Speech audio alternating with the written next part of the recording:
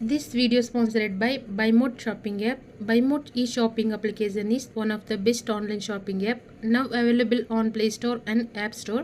Click below link and install application. Thank you. Hi friends, welcome to Indian Recipes Tamil. நம்ம இன்னைக்கு ரொம்ப டேஸ்டியான கடலை மிட்டாய் எப்படி பண்றதுன்னு பார்க்க போறோம்.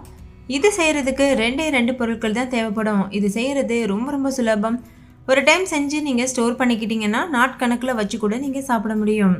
இப்போ வாங்க ஃப்ரெண்ட்ஸ், இந்த ஈஸியான டேஸ்டியான ஹெல்த்தியான ரெசிபி எப்படி செய்கிறதுன்னு வீடியோக்குள்ளே போய் பார்க்கலாம். ஃபஸ்ட்டு இந்த ரெசிபி பண்ணுறதுக்கு ஒரு கடாய் சூடுபடுத்திக்கோங்க. அதில் 1 கப் அளவு நிலக்கடலைகள் சேர்த்துக்கோங்க. இது பச்சையான நிலக்கடலை 200 கிராம் அளவு நிலக்கடலை இருக்கும்.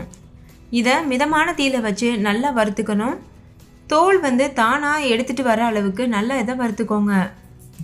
இது முழுமையாக வறுபடுறதுக்கு 10லேருந்து 15 நிமிஷம் வரைக்கும் எடுத்துக்கும். இப்போ இதை நம்ம நல்லா வறுத்துடலாம். இப்போ பாருங்கள், இதோட தோல் தானாக எடுத்துகிட்டு வரதை நம்மளால் பார்க்க முடியுது. இந்த அளவு வறுபட்டதுக்கப்புறமா வேற ஒரு ட்ரேயில் இதை மாற்றிட்டு இதை நல்லா ஆற வச்சுருங்க. நல்லா ஆறினதுக்கப்புறமா இதோடைய தோலெல்லாம் நல்லா உரித்து எடுத்துடணும்.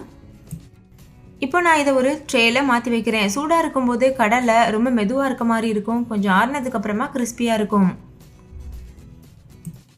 இப்போ பாருங்கள், லேசாக ஆறி இருக்குது. அதோட தோல் ஈஸியாக எடுக்க வருது. இதே போல் எல்லா கடலைகளில் இருக்கக்கூடிய தோல்களையும் எடுத்துருங்க. இப்போ பாருங்கள், எல்லா கடலைகள்லையும் நான் தோல் எடுத்து வச்சுருக்கேன். இந்த கடலைகள் ரொம்ப முழுசாக இருக்கக்கூடாது, 2 இருக்க மாதிரி பார்த்துக்கோங்க. அதுக்கப்புறமா ஒரு கடாயில் 1 கப் அளவு வெல்லம் சேர்த்துக்கோங்க. எந்த கப்பில் கடலை அளந்து எடுத்தீங்களோ அதே கப்பில் வெல்லம் சேர்க்கணும். வெள்ளத்தில் நீங்கள் கவனிக்க வேண்டியது, அது ரொம்ப ஆர்கானிக்கான வெல்லமாக இருக்கவே கூடாது. நார்மலாக சின்ன கடைகளில் கிடைக்கக்கூடிய வெல்லமாக இருக்கணும். அப்போ தான் உங்களுக்கு கடலை மிட்டாய் கரெக்டான பக்குவத்தில் வரும். இதில் 1 ஸ்பூன் அளவு நெய், 2 ஸ்பூன் அளவு தண்ணியும் சேர்த்துருக்கேன். சேர்த்துட்டு இதை நல்லா நம்ம கரைச்சிக்கிடலாம்.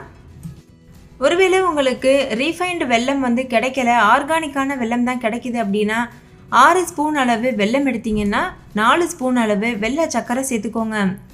இப்போ பாருங்கள், வெல்லம் நல்லா கரைஞ்சி ஒரு கொதி வர ஆரம்பிச்சிருச்சு.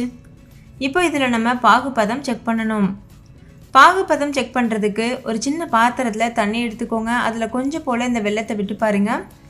கையில் எடுத்திங்கன்னா நல்லா உருட்ட வரணும். அதுக்கப்புறமா அந்த உருட்டின அந்த பாகை நீங்கள் ஒரு டம்ளர்லேயோ இல்லை ஒரு கிண்ணத்துலையோ போட்டிங்கன்னா டங்குன்னு சத்தம் வரணும். அதுதான் கரெக்டான கன்சிஸ்டன்சி. இப்போ பாருங்கள், இது எடுக்கிறதுக்கு வருது, நல்லா உருட்டுறதுக்கும் வருது. இது இப்போ நல்லா ஆறட்டும். ஆறினதுக்கப்புறமா நம்ம கீழே போட்டு பார்க்கணும். அப்படி உங்களுக்கு சத்தம்